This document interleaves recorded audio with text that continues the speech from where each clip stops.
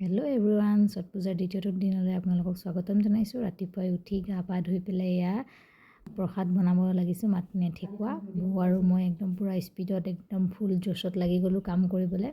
ঠেকুৱা বনাই হোৱাৰ লগে লগে ঘৰৰ কাম বন কৰি পেলাই আকৌ পিছবেলালৈ আমাৰ যিহেতু আজি সন্ধিয়াৰ আৰতি দিবলৈ কাৰণে নদীত যোৱাৰ কথা আছে, তালৈ যাবলৈ কাৰণে আমি ৰেডি হ'ব লাগিব।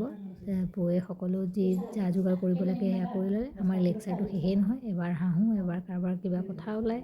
সেনেকৈ কৰোঁতে আমাৰ কাম 3 ঘণ্টাত একদম কমপ্লিট হৈ গ'ল। বৌ আজি পূৰা ফুল স্পীডত এয়া ভাবি আছে কি কৰিম কি নকৰিম।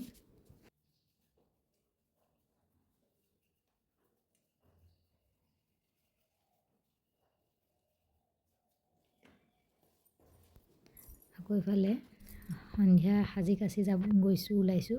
কিন্তু কি হ'ব, আমাৰ কপাল যিহেতু বেয়া, কিনকৈ বৰষুণ যাক আহিছিলেই, তথাপিও আমি আৰু সাজি কাচি লৈছোঁ। যেতিয়া এপাক যাওঁ বুলি গ'লোঁ, দাদাই দুবাৰ গাড়ীখন আপ ডাউন কৰিছে মানুহ ঢেৰ হোৱাৰ কাৰণে। এয়া ঘাটত গৈ পেলাই পালোঁগৈ আমি।